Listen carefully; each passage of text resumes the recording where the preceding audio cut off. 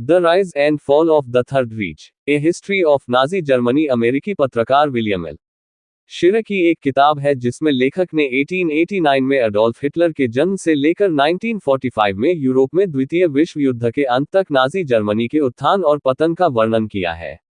Germany के अंदर और बाहर दोनों ही जगहों पर द 30th of January 1933 से द 8th of May 1945 तक जर्मनी में नाजी शासन का वर्णन करने के लिए अक्सर थर्ड रीच शब्द का इस्तेमाल किया जाता था।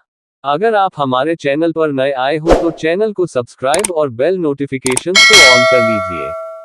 चलिए शुरू करते हैं। तंत्र था। वीमर गणराज्य के अंतिम वर्ष राजनीतिक गतिरोध, बढ़ती राजनीतिक सड़क हिंसा और आर्थिक मंदी से ग्रस्त थे। इन वर्षों में ऐसे नेता भी थे जिनमें लोकतंत्र के प्रति दृढ़ प्रतिबद्धता की कमी थी, जो संसदीय सहमति के विकल्प के रूप में आपातकालीन कानून लागू करने के लिए तैयार थे।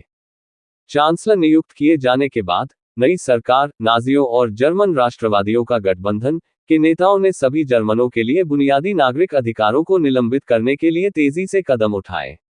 द 28th of February 1933 को रेहस्टाग, जर्मन संसद में एक संदिग्ध आग लगने के बाद सरकार ने झूठा दावा किया कि आग राज्य को उखाड़ फेंकने के कम्युनिस्ट प्रयास का संकेत थी। इसने एक डिक्री में आपातकाल की स्थिति घोषित की जिसने संवैधानिक नागरिक अधिकारों को निलंबित कर दिया और हिटलर को संसदीय पुष्टि के बिना आगे के कानून बनाने का अधिकार दिया। हिटलर के चांसलर बनने के शुरुआती महीनों में नाजियों ने समन्वय की नीति शुरू की, नाजी लक्ष्यों के साथ व्यक्तियों और संस्थाओं का संरेखण। 6 महीने के भीतर नाजियों ने अपने गठबंधन सहयोगी जर्मन राष्ट्रवादियों सहित सभी अन्य राजनीतिक दलों पर प्रतिबंध लगा दिया या उन्हें स्वैच्छिक विघटन के लिए मजबूर किया। संस्कृति, अर्थव्यवस्था, शिक्षा और कानून सभी नाजी नियंत्रण में आ गए।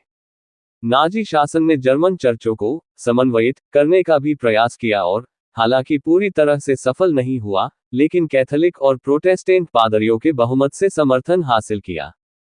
नाजी जर्मनी के शिक्षित और पेशेवर अभिजात वर्ग के बीच से समर्थन जुटाने में भी विशेष रूप से सफल रहे, जिसमें कानून प्रवर्तन, शिक्षा और चिकित्सा पेशे शामिल थे। नाजियों ने वर्सेल्स संधि को तोड़ने, जर्मनी को महाशक्तियों की श्रेणी में वापस लाने, राष्ट्र को अवसाद से बाहर निकालने, अपराधियों और विध्वंसक लोगों से सड़कों को वापस लेने, साम्यवादी खतरे को कुचलने और युवा पेशेवरों के लिए करियर के अवसर खोलने के चुनावी वादों को पूरा करके सिविल सेवा अभिजात वर्ग के बीच से भी समर्थन जुटाया। नाजी अधिकारियों ने व्यापक प्रचार का इस्तेमाल किया, जिसे सामान्य राष्ट्रीय, आर्थिक और सामाजिक लक्ष्यों के लिए आवश्यक होने पर सावधानीपूर्वक तैयार किया गया था। उनका उद्देश्य राष्ट्रीय समाजवादियों और गैर नाजी जर्मनों को आकर्षित करना था और नाजी विरोधी भावना को कम करना था। आपका बहुमूल्य समय देने के लिए धन्यवाद। अगर आपको ये वीडियो अच्छा लगा हो तो हमारे इस YouTube चैनल रिच वाणी को सब्सक्राइब करिए, वीडियो को लाइक करिए और अपने परिवार मित्रों के साथ जरूर शेयर करिए। भविष्य में आप और किस टॉपिक पर वीडियो देखना सुनना चाहते हैं उसके लिए कमेंट करिए। मिलते हैं नेक्स्ट वीडियो में। Thank you.